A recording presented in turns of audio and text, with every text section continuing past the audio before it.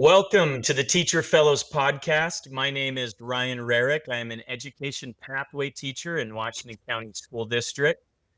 I'm joined today by my colleague, friend, and the 2020 Utah Teacher of the Year, Lauren Merkley, and she is going to introduce us to our two excellent guests today. We have two guests who are fellow teacher fellows and friends. So we have Alaina Marti and Brenda Straley today. Alaina Marti is an 8th grade history teacher in Salt Lake City School District. She holds degrees in public policy and Spanish from the University of St. Thomas in Minnesota, a master's in teaching from the University of Portland, and an ESL credential from the University of Utah. She's presented far and wide at digital learning conferences and conducted educational policy analysis, and, as mentioned, is a Utah Teacher Fellow. Her co-guest today, also a fellow, Brenda, is a CTE teacher in the Jordan School District and adjunct faculty at Utah State and SLIP. She teaches concurrent enrollment classes for aspiring educators, and this is very interesting, and behavioral health for students interested in becoming mental health professionals, which is incredible. I've actually never heard of that. She holds a master's in special education from the University of Utah, and we're so grateful to have both of you with us here today. Thanks for being here, guys. Thank you. Happy to be here. Lauren, before we jump into it, I do have to say that this is a huge step forward because Alaina went to the University of St. Thomas and I went to St. John's University in Minnesota, and they are mortal enemies of each other. And so this is like a real step forward towards peace on earth that we're able to coexist. Yeah. For us to look each other in the eyes and treat each other as dignified human beings. Exactly. Utah Teacher Fellows always forging new paths. You know what I mean? Solutions orientation. Anything is possible right now. And on the other side, Brenda and I teach some of the same content. I don't teach the cool mental health class, but we both are Educators Rising advisors, which I'm sure will come up in our conversation later. But we just saw each other last week at the Fall Leadership Conference for Educators Rising. So we've got building bridges everywhere. Amazing. Well, we're so happy to have both of you, even if you are mortal enemies of one of the hosts of this podcast. I'm going to get into the conversation with Brenda and Alaina shortly, but before we do, I want to give a quick reminder about the general layout of our podcast. This intro will take up the first 5 minutes, and then we will have around 20 minutes for our interview, and then the final thoughts will take up the last 5 to 10 minutes. To get us started, I wanted to ask each of you, Alaina and Brenda. Alaina, you just recently gave a TED Talk, if I'm not mistaken, on September 27th, so last week. It was just a chance to share something that was either a joy or that we have put a lot of work in or learned a lot in the field of education. It was also stories-based. So I got to tell some stories about my classroom and about my kids. I told a story about a critic of education and how I left in that conversation and things that I thought about. What do my students really need? Which brought me back to this topic of belonging. I love it. I want to explore that more. And as Alaina mentioned, our topic today is going to be the concept of belonging in the classroom. And Brenda, you also gave a presentation, I believe it was at USET last year, centered around building community in the classroom. Why did you decide to choose that topic? I've been feeling it's so important to have that community. And that's just something that I've spent a lot of time doing in my classroom. I think with the loneliness epidemic and that teenagers, which I teach, are struggling. So creating that community within your classroom and restorative justice, building that connection and giving people a safe space to be able to communicate and talk. It was a tech conference, and I thought we discussed it just having something a little different because we wanted people to see the possibilities of having restorative circles and being able to create a space. I love it. So we've got both of our guests that are passionate about both this concept of building community and identifying the needs of our students. So let's get into the conversation. Lauren, take it away. Brenda touched on this a tiny bit in her response, but I would love to hear expanded thoughts from both of you about, I think it's a word that we're hearing more and more, specifically in education circles, but even I hear it in like corporate world speak. I think it's different than just fitting in, which might be the way that people hear the word belong. Oh, I fit in. So how would you guys define that term as we're going to use it today to talk about educational spaces? Alaina, maybe you can start, and then Brenda can build off her last comment. My mom is a psychologist, and she's done research in the field of resilience and community resilience. And so she works with communities in crisis. She works with first responders and veterans. It's really important in resiliency work. The way that I've learned from her or seem to find is like a sense of being seen and being accepted by others, and a sense of mattering too, like feeling valued in those spaces. Brenda, how would you define it, or how do you use that word in educational spaces? That sense of safety and trust is something that there's a podcast, can't remember what it's called, but she talks about how being able to trust is a very important part of that connection. And as teachers, we have the opportunity really to be able to create that space and that trust. The research suggests that John Hattie did research and a meta-analysis about how students, when they feel that connection, they engage more, they have better mental health, they have better attendance and overall well-being. It strikes me also, as I was thinking about my classroom and belonging, that a place I really feel like I belong is a two-way street, right? Like, to fit in means I'm like everybody else, but belonging, I think, as I synthesize all those words, makes me feel like I am valued and I value the community I'm a part of, right? That I'm being valued for what I bring, and I see that I bring something to this community or to this person or whatever. So it strikes me that's a two-way street. And I love, Brenda, what you're saying about this connection to student outcomes. And Alaina, I wonder if you wanted to add anything to that. Like, why should someone care about whether students feel this kind of amorphous sense of belonging in their classroom, in your experience? Like making learning relevant a lot. That's important with high school students. And I definitely struggle with that with middle school students, is them being like, why should I do this? Why should I care about this? And you can really start from a place of like, well, you're valued and I want to see what you're learning. And it's more so comes from a place of like student centered. And I think that's very foundational for them to learn anything, especially students who don't feel comfortable in school or don't feel like school is a place where they've felt accept or safe or comfortable in the past. I think teachers have a really big role in giving those beliefs to students of you're valued and I want you here and I care about you, in order for them to participate actively or to effectively participate in learning. I think that's such an interesting point that you deal with this content question, like, why should I learn about civics? That you actually answer that question with belonging, right? That you're saying, I am like fulfilling this fundamental human need for connection, mattering, being seen, accepted, et cetera, et cetera. And then that content question kind of takes care of itself, right? Because I am valuing you as a learner, and that hopefully that student is then valuing like the experience, right? Or the community. Certainly, yeah. And themselves, like they're building beliefs about themselves as a learner in that process. Brenda, was there anything you wanted to add about why anyone should care about this word in the classroom? A lot of students don't feel that school is right for them, and they don't feel like they have any connection with a teacher, and they just don't feel like they belong. And that is our opportunity right there to create relevance. And there's so many ways that we can do that. Absolutely. And I'm hoping we can get to a few of those concrete ways before we leave. But Ryan, take it away. Yeah, no, that's the perfect transition, because that was going to be my next question. Is when we talk about this concept of belongingness, I think if we had a conversation with any teacher on earth, they would say that they want that to exist in their classroom. But my question would be like, what are some specific things that each of you do in your classrooms that create that sense of belongingness, instead of making it an abstract idea? How do we make it concrete in the classroom? Some of the things that I've been doing is working on self-concept with my students and incorporating that into my curriculum, using it as that sense of purpose. Anyone who is going to have a career someday, you are going to want to have a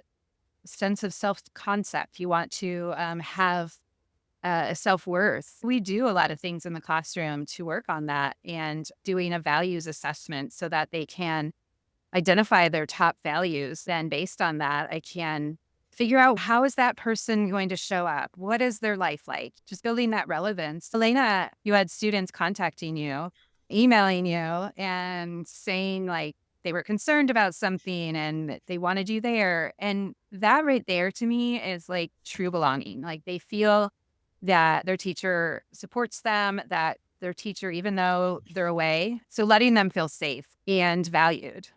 Another thing is just birthdays. I love birthdays. Birthdays are amazing because it's the time to celebrate you as a human, right? I used to give my teacher ed students ramen noodles with a balloon on top of it, or like mac and cheese for microwave with a balloon on top. This year, I am doing something different. I have these balloons. People have to blow up some balloons behind the person's back, and they write all over it, like things that matter about that person, or maybe just some kind of affirmation, you've got this, or anything like that. And I tape it on the ramen noodles, and then we sing happy birthday. I tell them that I'm so glad that they were born. I don't think we hear that enough, and especially our high schoolers and middle schoolers. Getting people excited about things like that, asking questions like at the beginning of the year, just giving them a very detailed questionnaire about who are you as a human and what do you value and what makes you happy? How can I be the best teacher for you? I love the idea of the emphasis on values. I think that's such a powerful thing to do because a lot of the times in school, things are happening to them, right? And now by asking about values, it's like, what are the things that matter to you and what kind of person do you want to be? And I think that shifts the dynamic of being reactive to whatever the teacher's asking you to do to being a proactive learner.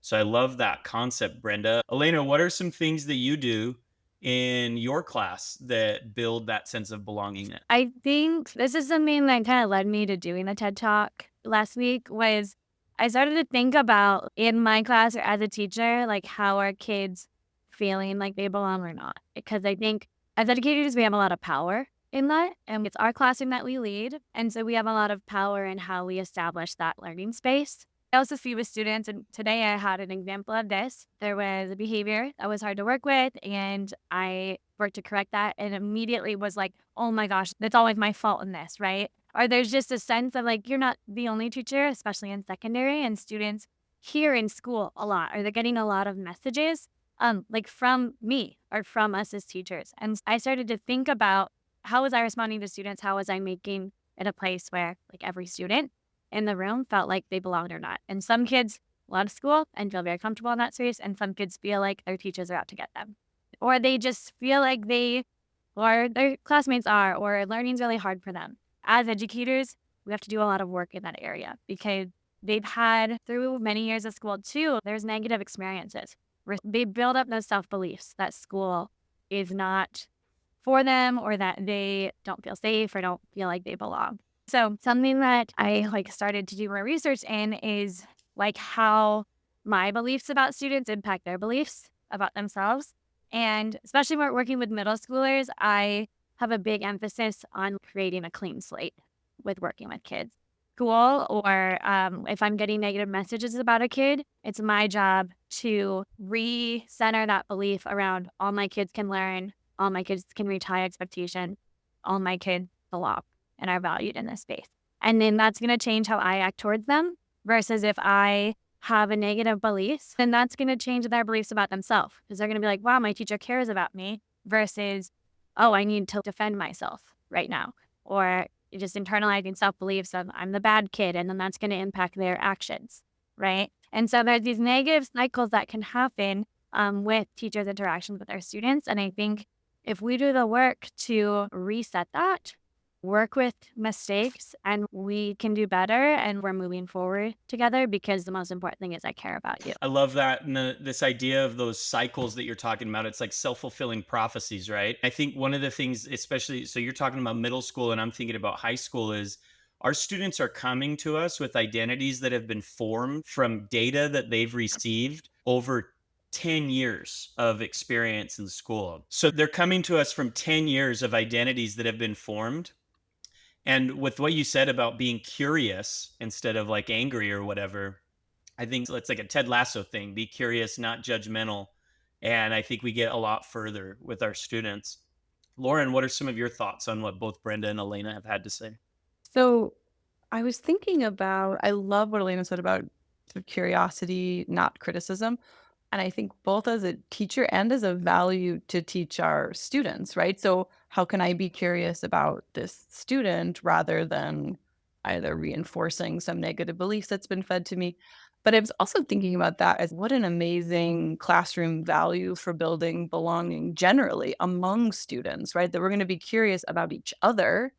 We're going to be curious about the content. We're going to be curious about the lesson or why the teacher is doing it this way instead of critical. Criticism is so easy, right? Criticism is such low-hanging fruit. Curiosity takes a much stronger exercise of mind, body, and spirit. So I love what you said from teacher to student having that spirit of curiosity, but what an amazing sort of classroom value to say that we're going to have curiosity about each other.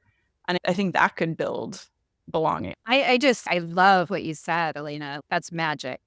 And I've been talking with my class too about that attention seeking equals connection seeking.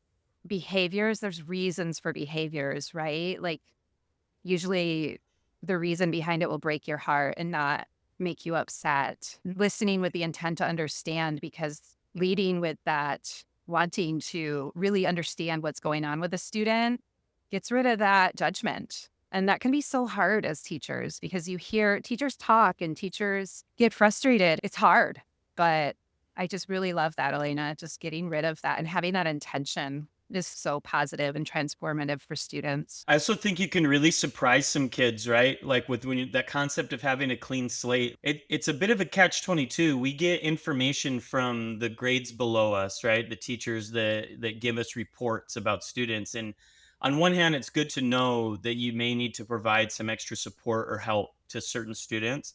But on the other hand, it can create these like preconceived notions about a student who's going to be a problem or a challenge. And I think the takeaway that I'm getting from what you've both said is if we can create a sense of belongingness in the classroom, then students that have had some of these same experiences over and over that have created their identity of I don't belong here, we can come at it from a different angle and almost surprise the student by how we approach some of those challenging behaviors. It's wait, like you're not mad at me or you're not going to kick me out or you're not going to suspend me. It's like, no, no, no. I want you here. So we're going to do something differently to do that. And I think that can really be the first step in deconstructing some of those self-fulfilling prophecies that have led to the identity that some students have. And on the other hand of it, like we're talking about some challenging students, it can reinforce a lot of the positive identities that the students have had that love school, that say this is where I belong. And finding those strengths in students is so important. Being able to find out where they're strong and not wrong. Celebrate from an area of strength and growth instead of from deficiency, right? Yeah, I love that. I think we're all like nodding along as you said that, Ryan, because we've all had situations where like kids are shocked by you giving that positive reinforcement. Their family members are shocked by hearing the positive things because too often with kids who struggle in school or struggle with belonging, there's just a lot of negative messaging that goes home. All right, it's just repetitive. One thing that's going through my mind, if a student is acting in a way that is not desired in the classroom or inappropriate or something, and you respond, as Ryan said, in this sort of surprising way, I also think that sends the message like, I value you in this classroom, even when you are XYZ, unprepared, disruptive, late, rude to whatever the behavior is. I think that is the surprising part to a kid is like, oh, I'm not going to just get kicked out or get yelled at or get sort of shamed or something. I think that is a life-changing message to be sending. Like, oh, you mean something to me, even when you act this way. But I do, as you said, I think it can be really challenging to meet every student there with, I don't want to pretend that it's easy, but to meet students there with that kind of response, I think builds a powerful sense of belonging in all their imperfections and messiness as a person. We're moving into the conclusion of this. So, real quick, before Lauren and I share our final thoughts, Brenda and Alaina, I'm curious if there's something, if teachers that are listening to this podcast, if they wanted to try something this week that could increase the belongingness in their classroom, what recommendation would you have? What would be something practical that they could attempt right away that would add to the sense of belongingness in their room? I would just say you can start with simple questions as the kids are coming in the door, just asking everyone the same question. What's your favorite food or something simple like that? And then give them a high school recess that you make them talk to each other.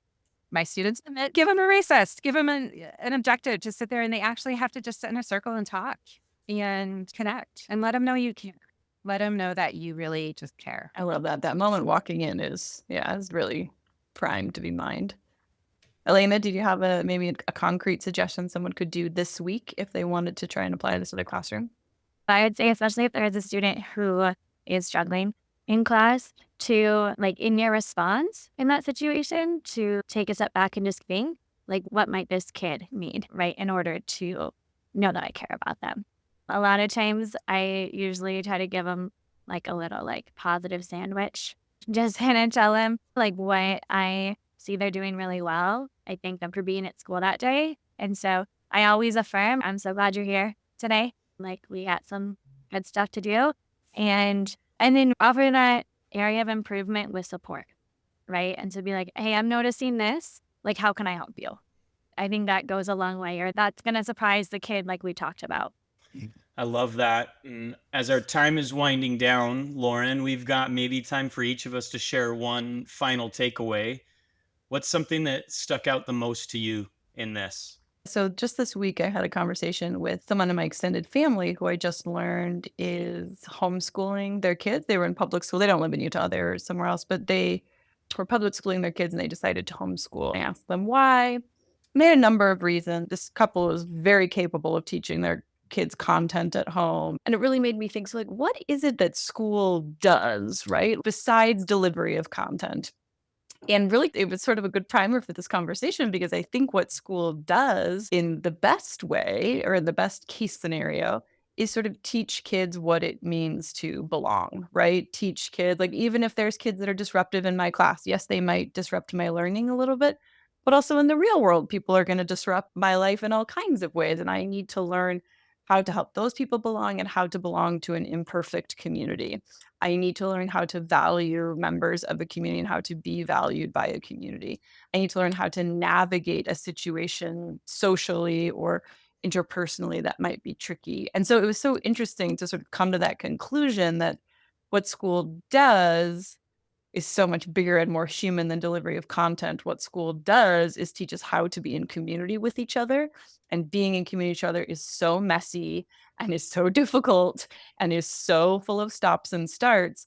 But that's what belonging is, right? If we belong to anything, it's that we belong to a human community, which is by definition going to be a mess. And so school sometimes is a mess, but I think that's actually like its work. And so if you go to homeschool, I think you can get the content, but you might miss out on some of that mess, which I think is a big part of the education that we're actually giving. So anyway, that was just ringing in my head as you guys shared these brilliant thoughts that I think this is the work of school in many ways. We do something at my school. It's called Lunch and Learns. And when I introduced myself, I said I was the education pathway teacher. I'm also the instructional coach at my school. Once a month, we provide lunch for teachers and it's all voluntary, but we do a little mini professional development meeting where we just like focus. It's almost like micro teaching, but with teachers, where we talk about specific strategies. And the strategy that we presented on this month was positive interactions versus corrective interactions with students. And we talked about how research says the baseline should be 3-to-1 positive to corrective. For a quick definition for our listeners, the way you determine if an interaction is positive or corrective is what the student was doing that triggered the interaction. So if the student's on task and you interact, that's a positive. If the student's off task and you interact, that's a corrective. Even if the outcome of either of those interactions is positive, you determine it based on the trigger point, not the outcome.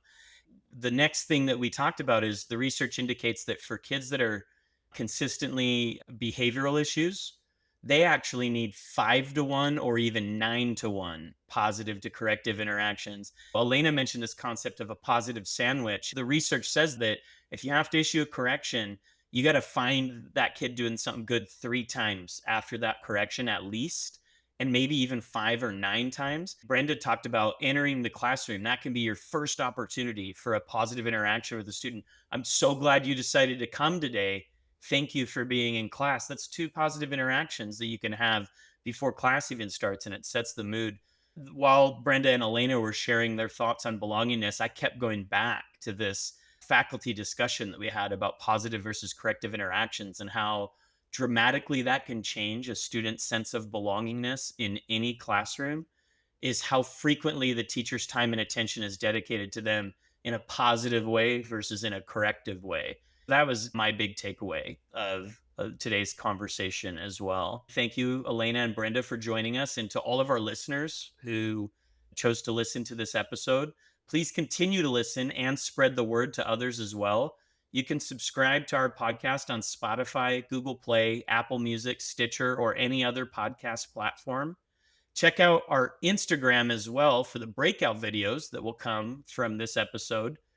We produce episodes every month, so be on the lookout for those. Today's podcast, as all podcasts that we do, was produced by the incredible Kayla Towner. For my co-host, Lauren Merkley, my name once again is Ryan Rarick. Thank you all for listening. Bye, everybody.